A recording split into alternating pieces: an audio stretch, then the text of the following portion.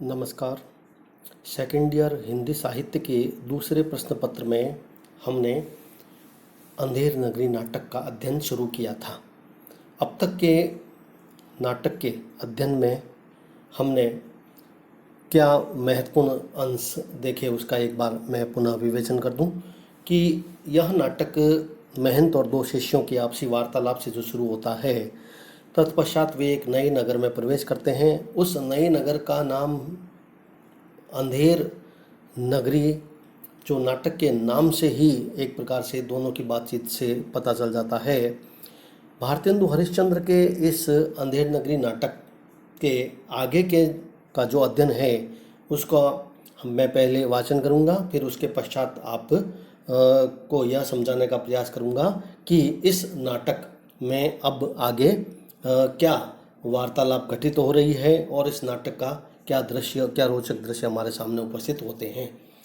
आपसी जो बातचीत अब आगे शुरू हो रही है वह बनिया और गोवर्धन दास की शुरू हो रही है, जो महंत का एक शिष्य है। बनिया: आटा दाल लकड़ी नमक घी चीनी मसाला चावल ले टके शेर। बाबा जी का चेला गोवर्धन दास आता है और सब बेचने वालों की आवाज़ सुनकर खाने के आनंद में बड़ा प्रसन्न हो जाता है। गोवर्धन दास: क्यों भाई बनिए, आटा कितने शेर? बनिया: टके शेर। गोवर्धन दा: ओ चावल? बनिया: टके शेर। गोवर्धन दास: औ चीनी? बनिया: टके शेर। गौदा: औ घी? बनिया: टके शेर। सब टके से सचमुच? गोवर्धन दास पूछता है। बनिया: हाँ महाराज, क्या झूठ बोलूँगा। गोवर्धन दास: क्यों भाई, भाली क्या भाव? बाबा जी: टके शेर। कुंजड़िन: नींबुआ मुरई धनिया मिर्च साग सब टके शेर। गोवर्धन दास: सब भाजी टके शेर? वाह, बड़ा आनंद है, यहाँ सभी चीज टके शेर। क्यों भाई हलवाई, मिठाई कितने शेर? हलवाई: बाबा जी, लड्डुआ हलवा जलेबी गुलाब जामुन खाजा सब टके शेर। गोवर्धन दास: वाह वाह, बड़ा आनंद है। क्यों बच्चा, मुझसे मस्करी तो नहीं करता? सचमुच सब टके शेर? हलवाई: हाँ बाबा जी, सचमुच सब सब टके शेर। इस नगरी की चाल ही यही है और यहाँ सब चीज टके शेर बिकती है। क्यों बच्चा, इस नगरी का नाम क्या है? हलवाई: अंधेर नगरी। गोवर्धन दास: और राजा का क्या नाम है? हलवाई: चौपट राजा। गोवर्धन दास: वाह, अंधेर नगरी चौपट राजा, टका शेर भाजी टका शेर खाजा। यही गाता हुआ आनंद से बगल बजाता है। हलवाई: तो बाबा जी कुछ लेना देना तो हो, ले लो। गोवर्धन दास: बच्चा भिक्षा मांग कर 7 पैसे लाया हूँ, 3.5 शेर मिठाई दे दे। गुरु चले सब आनंद पूर्वक इसमें छक जाएंगे। हलवाई मिठाई तोलता और बाबा जी मिठाई लेकर खाते हुए अंधेर नगरी गाते हुए जाते हैं। इस तरह इस नाटक के इस वार्तालाप में हमने देखा कि जो महंत का प्रमुख शिष्य गोवर्धन दास है, वह वहाँ की नगरी में जो बनिया हलवाई कुंजड़िन आदि जितने भी लोग जो व्यापार करते हैं, उन सब से वह सभी वस्तुओं के भाव पूछता है। चाहे वह वस्तु कोई महंगी हो चाहे सस्ती हो, उदाहरण के रूप में वह चाहे चीनी हो, चाहे वह चावल हो, चाहे वह नींबू हो, चाहे वह हलवाई के यहाँ कोई जलेबी गुलाब जामुन किसी तरह की कोई भी वस्तु हो, सब वस्तु का भाव है वह टके शेर है। तो वह कहता है कि आखिर इस नगरी का नाम क्या है? तो वह कहता है इस नगरी का नाम अंधेर नगरी है। जो इस नाटक का शीर्षक है वह यहाँ पर हमारे सामने पूरी तरीके से खुलकर प्रकट हो जाता है। और राजा का नाम पूछता है तो वो कहता है चौपट राजा। इस तरह गोवर्धन दास बड़ा आश्चर्यचकित होकर कहता है कि अंधेर नगरी और चौपट राजा, टका शेर भाजी टका शेर खाजा। यह कहता हुआ वह वहां से एक गाता हुआ चलता है। इस अवतरण में नाटक का यह दूसरा दृश्य है और दूसरे अंक से ली गई यह जो पंक्ति है उसमें आटा दाल नमक घी चीनी मसाला सब चीज टके शेर। बाबा जी का चेला जो गोवर्धन दास है और बनिया से सभी चीज़ों के जब भाव पूछता है तो उसको विश्वास नहीं होता। वह एक बार तो यह कहता है कि महाराज आप झूठ बोल रहे हैं क्या? तो वह कहता है मैं झूठ क्यों बोलूँगा। गोवर्धन दास जब सब्जी वाले के पास जाता है तो सब्जी वाला भी सभी सब्जियों के भाव, चाहे वह धनिया मिर्ची कुछ भी हो तो सभी टके शेर। और हलवाई के पास आता है तो हलवाई की पास जितनी भी मिठाई की बनी हुई है, लड्डू जलेबी गुलाब, सभी चीज़ टके शेर। तो गोवर्धन दास को बड़ा आनंद आता है। वह समझता है कि मेरे साथ कोई मजाक तो नहीं कर रहा है, लेकिन अंत में वह सच ही निकलती है कि इस नगरी का नाम वास्तव में अंधेर नगरी है। और अंधेर नगरी के कारण ही इस जो यहाँ का राजा है वह भी यहाँ का चौपट राजा है। तो पूरे अंश जो आपके सामने यहाँ पर प्रस्तुत किया गया है, उस अंश में राजा का नाम और नगर का नाम पूरी तरीके से इस नाटक में हमारे सामने प्रस्तुत हो जाते हैं। जो आगे का अंश है तीसरा दृश्य, उसमें महंत जी और नारायण दास एक ओर से राम भजो इत्यादि गीत गाते हुए आ रहे हैं और एक और गोवर्धन दास अंधेर नगरी गाते हुए आते हैं। महंत: अच्छा गोवर्धन दास, कह क्या भिक्षा लाया, गठरी तो भारी मालूम पड़ती है। गोवर्धन दास: बाबूजी महाराज बड़े माल लाए हूँ, 3.5 सेर मिठाई। महंत: देखूं बच्चा। मिठाई के झोले अपने सामने रखकर खोलकर देखता है। वाह वाह बच्चा, इतनी मिठाई कहाँ से लाया, किस धर्मात्मा से भेंट हुई। गोवर्धन दास: गुरुजी महाराज 7 पैसे भीख से मिले, उसी से इतनी मिठाई मोल ली। महंत: बच्चा, नारायण दास ने मुझसे कहा था कि यहाँ सब चीज़ टके सेर मिलती है, तो मैंने इसकी बात का विश्वास नहीं किया। बच्चा, यह कौन सी नगरी और इसका कौन सा राजा है जहाँ टके सेर भाजी और टके सेर ही खा जाए। गोवर्धन दास: अंधेर नगरी चौपट राजा, टके सेर भाजी टके सेर खाजा। महंत: तो बच्चा, ऐसे नगरी में रहना उचित नहीं जहाँ टके सेर भाजी और टके सेर ही खाजा हो। महंत अपने दोनों शिष्यों के साथ जो ये वार्तालाप आपके सामने प्रस्तुत की गई है मेरे द्वारा, इसमें मूल बात जो प्रकट करना चाहता है लेखक हमारे सामने, वह यह कि यह जो सारी वस्तुएं जो गोवर्धन दास लेकर आया है महंत के पास में, जिसमें सभी वस्तुएं का जो चीज़ें हैं वह टके सेर है, तो महंत को यह विश्वास नहीं होता कि आखिर यह नगरी कौन सी है। तो गोवर्धन दास उसे कहता है कि यह अंधेर नगरी है, चौपट, यहाँ का राजा भी चौपट राजा है, जहाँ टके सेर भांजे और टके सेर खाजा है। क्योंकि बस समस्त मिठाई जो है वह इतनी मिठाई केवल 7 जो उसके जितने भी पैसे मिले उसको, उस पैसे में वह इतनी सारी 3 सेर मिठाई खरीद करके अपने महंत के सामने प्रस्तुत करता है। तो महंत कहता है कि ऐसी अंधेर नगरी में रहना बिल्कुल उचित नहीं है। वह इस अंधेर नगरी से जाने के लिए अपने दोनों शिष्यों को कहता है और दोनों शिष्यों के साथ वहाँ से चलने के लिए, प्रस्थान करने के लिए वह उनको कहता है। लेकिन आगे का जो अंश है वह एक दोहे के रूप में है हमारे सामने, जिसको हम पहले वाचन करें। सेत सेत सब एक से, जहाँ कपूर कपास, ऐसे ऐसे कुदेश में कबू न कीजिए बास। कोकिल बायस एक सम, पंडित मूर्ख एक, इंद्रायन दाड़िम विषय, जहाँ न नेको विवेक। बस ये ऐसे देश नहीं कनक रष्टि जो होए, रहिए तो दुख पाइए प्राण दीजिए रोए। शो बच्चा, चलो यहाँ से। ऐसी अंधेर नगरी में 1000 मन मिठाई मुफ्त की मिले तो किस काम की, यहाँ एक क्षण नहीं रहना। महंत अपने शिष्य को कहता है कि जिस नगरी में टका सेरी भाजी और टका सेरी खा जाओ, ऐसी नगरी में रहना बिल्कुल भी उचित नहीं है। महंत अपने शिष्यों को इस जो एक प्रकार से यह जो उनका कथन है एक पंक्तियों के रूप में, वह अपने शिष्यों को यहाँ ठहरने से मना करता है और समस्त बुराइयों को अपनी इन काव्य में पंक्तियों के माध्यम से प्रकट करता है। वह कहता है, महंत कह रहा है कि यह देश ठीक नहीं है, यहाँ चारों तरफ ऐसा लगता है कि जो अंधेरा ही अंधेरा छाया हुआ, अर्थात अराजकता है। अच्छे बुरे और जो लोग हैं उनकी कोई पहचान नहीं है। कौन गुणी व्यक्ति है, कौन गुणहीन है, कौन यहाँ अपराधी है, कौन निरपराधी है, इसकी कोई पहचान यहाँ पर नहीं स्पष्ट हो रही है। सभी व्यक्तियों को, जो चाहे अच्छा हो बुरा हो, चरित्र से वह कितना ही अच्छा हो चरित्र बुरा हो, लेकिन सबको एक ही लाठी से आंका जा रहा है। ऐसी स्थिति में इस नगरी में रहना बिल्कुल भी उचित नहीं है। और महंत जी कहते हैं कि ऐसी नगरी में जहाँ पर कोई सम्मान नहीं किसी विद्वान व्यक्ति का, जहाँ पर मूर्ख भी एक विद्वान की श्रेणी में जहाँ पर माना जाता हो, जहाँ पर कपूर और कपास दोनों एक जैसे समझे जाते हो। सेत सेत सब एक से, सेत सेत सब एक से मतलब सभी एक समान समझे जाते हो, चाहे वो मूर्ख हो चाहे वो अज्ञानी हो। कपूर और कपास दोनों एक समान समझे जा रहे हो, क्योंकि दोनों का रंग केवल सफ़ेद है, इस कारण से दोनों एक समान है। यह स्थिति ठीक नहीं है। इस प्रकार के कुदेश में कबू न कीजिए बास, कभी भी हमें नहीं रहना चाहिए। ये लोग यहाँ के जो लोग हैं वह गुणों को नहीं देखते हैं, वह केवल उसके बाहरी जो रूप रंग आकार जो मनुष्य का होता है केवल उसी का वो देखते हैं। उनमें लगता है कि इस नगरवासियों में किसी प्रकार के कोई रहने वाले लोगों में कोई बुद्धि आई नहीं। यहाँ का राजा भी ऐसा ही लगता है, चौपट राजा है जो कौवे और कोयल में भी कोई अंतर नहीं समझता। जहाँ इंद्रायण और अनार का भी एक भाव हो, इंद्रायण दाड़िम विषय, इंद्रायण और अनार का एक भाव हो, अर्थात दोनों को चखकर और उसका पहचान करना एक प्रकार से उनको ठीक नहीं लगता यहाँ के निवासियों को। जहाँ पर किसी प्रकार का कोई विवेक नहीं मिलता हो, जैसे नगर में रहना हमारे लिए उचित नहीं है।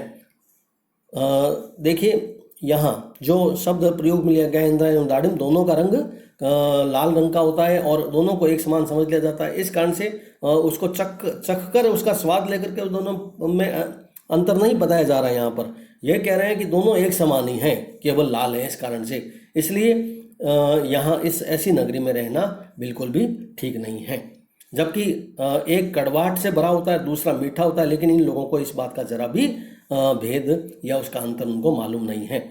ऐसे देश में यदि हम रहेंगे तो दुख पाएंगे और दुख पा करके अपने प्राण भी हमें देने पड़ सकते हैं। लेकिन दूसरी तरफ जो महंत कहना चाह रहे हैं कि दुख पाकर रो रो कर अपने प्राण दें, इससे तो बेहतर है कि इस देश से हमें चल पड़ना चाहिए। इस अंधेर नगरी में हमें बिल्कुल नहीं रहना चाहिए, यहाँ एक पल भी हम नहीं रुक सकते।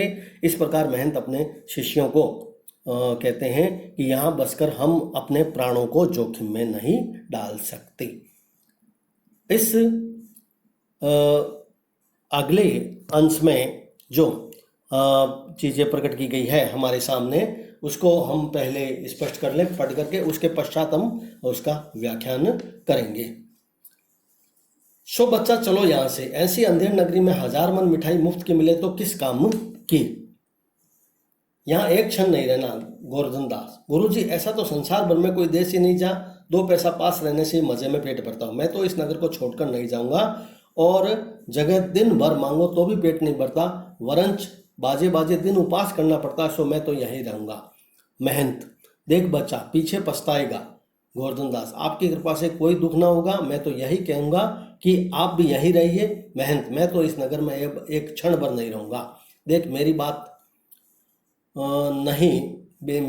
मेरी बात मान नहीं, पीछे पछताएगा। मैं तो जाता हूँ, पर इतना कह जाता हूँ कभी संकट पड़े तो हमारा स्मरण करना। प्रणाम गुरुजी, मैं आपका नित्य स्मरण करूँगा। मैं तो फिर भी कहता हूँ कि आप भी यहीं रहिए। महंत जी नारायण दास का जाते हैं और गोवर्धन दास बैठकर मिठाई खाता है। इस वार्तालाप, गोवर्धन दास और महंत की इस वार्तालाप से स्पष्ट हो जाता है कि महंत काफ़ी समझदार हैं और वो ऐसी अंधेर नगरी में रहना बिल्कुल भी पसंद नहीं करते और अपने दोनों शिष्य नारायण दास और गोवर्धन दास को भी यहाँ से ले जाना चाहते हैं।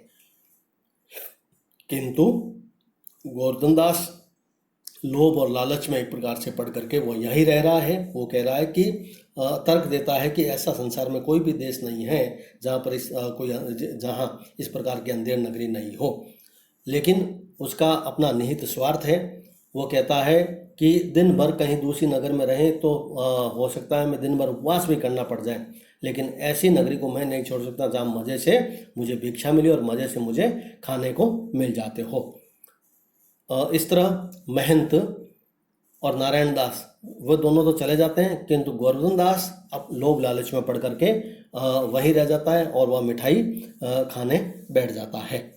इस तरह यह तीसरा दृश्य यहाँ समाप्त हो जाता है।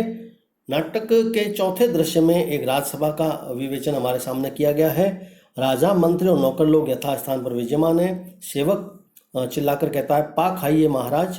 राजा पीनक से चौक के घबरा कर उठता, कहाँ क्या? सुपन खाइए महाराज। नहीं, यह कहता है पान खाइए महाराज। दुष्ट लुच्छा पाजी, नाहक हमको डरा दिया। मंत्री, इसको 100 कोड़े लगो।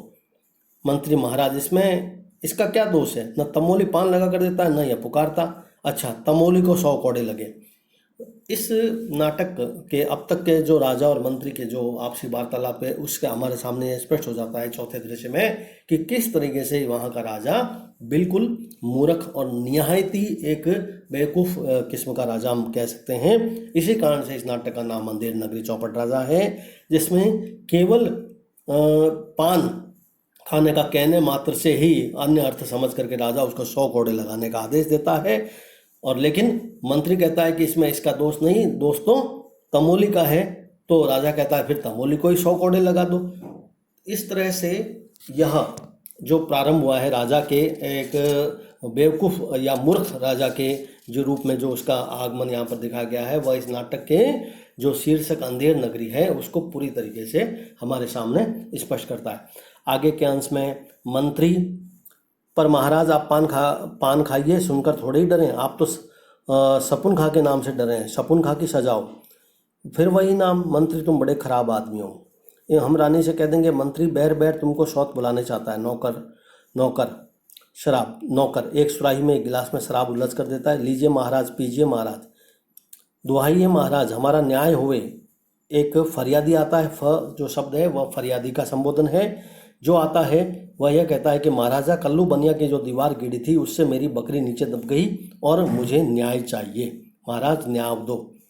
राजा, कल्लू बनिया की दीवार की अभी पकड़ लाओ, कल्लू बनिया की दीवार को अभी पकड़ लो। महाराज दीवार नहीं लाई जा सकती। राजा, अच्छा उसका भाई, लड़का, दोस्त, आसना जो हो उसको पकड़ लो। महाराज दीवार ईंट चूने की होती है, उसके भाई बेटा नहीं होता। अच्छा कल्लू बनिया को पकड़ लो। क्यों बे बनिया, इसकी लड़की नहीं बरकी क्यों दबकर मर गई? मंत्री, बरकी नहीं महाराज, बकरी। हाँ बकरी क्यों मर गई? बोला, नहीं अभी फांसी देता हूँ। देखिए, जो इस नाटक का उद्देश्य है प्रहसन के रूप में बताना, जिसमें एक दुराचरण का, दुष्ट व्यवस्था का, अराजकता का जो चित्रण बताना आवश्यक होता है प्रहसन में, वह हमारे सामने यहाँ पर पूरी तरह स्पष्ट होता है। जब एक फरियादी महाराजा के सामने आकर कहता है कि मेरी दीवार गिर पड़ी है और जो कल्लू बनिया की जो दीवार गिर पड़ी है उससे मेरी बकरी मर गई है, तो राजा कहता है कि जो उसका संबोधन है यहाँ पर, उससे हमारे सामने स्पष्ट होता है कि वह पहले तो कहता है कि दीवार को पकड़ कर लाओ। दीवार इतनी, मतलब कुल मिलाकर इतनी नासमझ, इतनी बेवकूफ़ी जो इस नाटक में हमारे सामने प्रस्तुत की गई है, वही प्रहसन कला के तत्व को स्पष्ट कर देती है। इस राजा को जब कहा जाता है कि दीवार नहीं लाई जा सकती, तो वह कहता है बनिए को ही पकड़ लाओ। और इस तरह से वह बनिए को पकड़कर जब लाया जाता है तो वह कहता है कि तुमने इसकी बरकी को क्यों दबाकर मार दिया? तो वह कहता है बरकी नहीं बकरी। तो राजा को, जिस राजा को इतना ना समझ हो जहाँ का राजा, उस नगर की व्यवस्था का हाल हम अच्छी तरह समझ सकते हैं। वह कहता है कि कल्लू महाराज कहता है कि कारीगर ने ऐसी दीवार बनाई इसलिए गिर पड़ी। तो राजा कहता है कि कारीगर को पकड़ लाइए। फिर कारीगर कहता है कि मेरा कोई कसूर नहीं, चूने वाला का है, उसने ऐसा बोदा चूना बनाया कि दीवार गिर पड़ी। तो राजा कहता है कि कारीगर को बुलाओ। और तो कारीगर को जब बुलाया जाता है तो कारीगर कहता है कि भिश्ती को पकड़ो। भिश्ती, अब गंगा जमुना की भिश्ती, इतनी पानी क्यों दिया कि बकरी गिर पड़ी और दीवार दब गई? भिश्ती कहता है महाराज गुलाम का कोई कसूर नहीं, कसाई ने मशक इतनी बड़ी बना दी कि पानी ज़्यादा आ गया।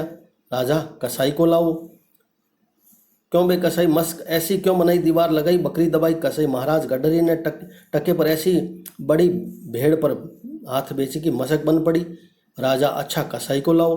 गडेरिया, महाराज उधर से कोतवाल साहब की सवारी आई तो सबने देखा कि मैंने छोटी बड़ी भेड़ का ख्याल नहीं रखा, मेरा कसूर नहीं। राजा, इसको निकालो, कोतवाल को पकड़ लाओ। कुल मिलाकर जो हमने अब तक इसका वाचन किया उसमें स्पष्ट है कि राजा को जैसे जैसे राजा के सामने जिस आदमी का नाम लिया जाता है कि जिसका दोष नहीं है और जिसका कोई भी लेना देना नहीं है, निर्दोष है, वे सारे व्यक्तियों को पकड़ कर यहाँ लाया जाता है और सबको सज़ा सुनाने के लिए सज़ा सुनाई जा रही है राजा के द्वारा। धीरे धीरे करके सब एक दूसरे पर डाल रहे हैं उसका दोष और इस तरह से बच रहे हैं।